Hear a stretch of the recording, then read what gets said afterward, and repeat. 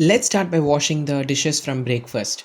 While it's not as difficult as mothers like to say it is, it does take time. I follow the usual method of rinsing, soaping, soaking, and rinsing.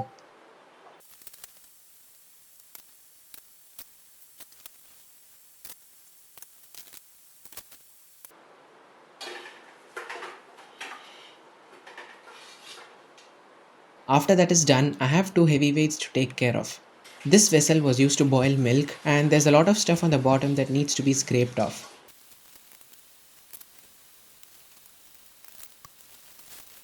After some intense scrubbing and rinsing, it looks pretty clean.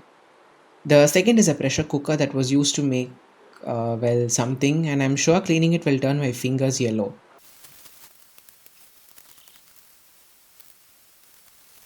Not too bad, it wasn't that hard. And then, of course, dinner. On today's menu is chapati. First off, some flour. I wish I wasn't that clumsy.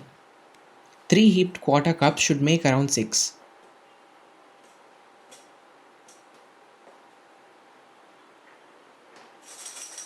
Always replace the lid. A pinch of salt, a drizzle of oil, and we are ready to knead. Water has to be added at the right pace. Too fast and the dough becomes sticky, too slow and it becomes hard and dry.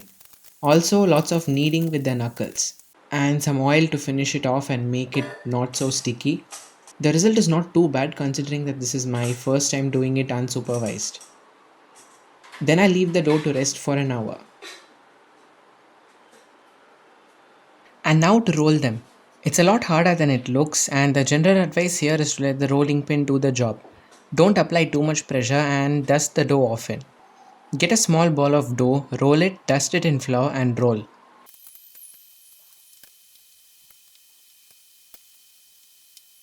Eventually, you should end up with something like this. Dust off the excess flour. The hardest part is the actual cooking.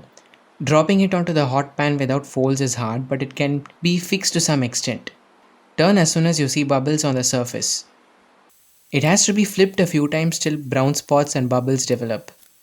What I didn't record was a disaster when the rolled dough stuck together and caused tears. Let's just say it was ugly.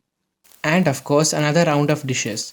Not as fun as the first time though, you quickly start to wear out. The next morning, clean some rice for lunch and leave it in the cooker. Cleaning lentils and putting it in the pressure cooker.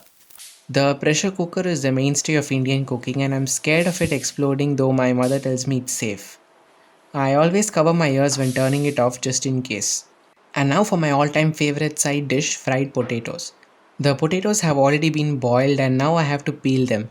The thin skin and slimy potatoes have an oddly familiar feel. Next, cutting them into long slices and seasoning with salt, pepper, turmeric, and chili powder and tossing.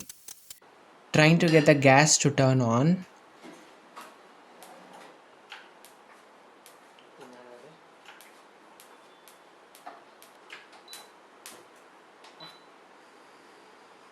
The potatoes take quite a while to cook, and when they are done, they look nothing like how my mother makes them.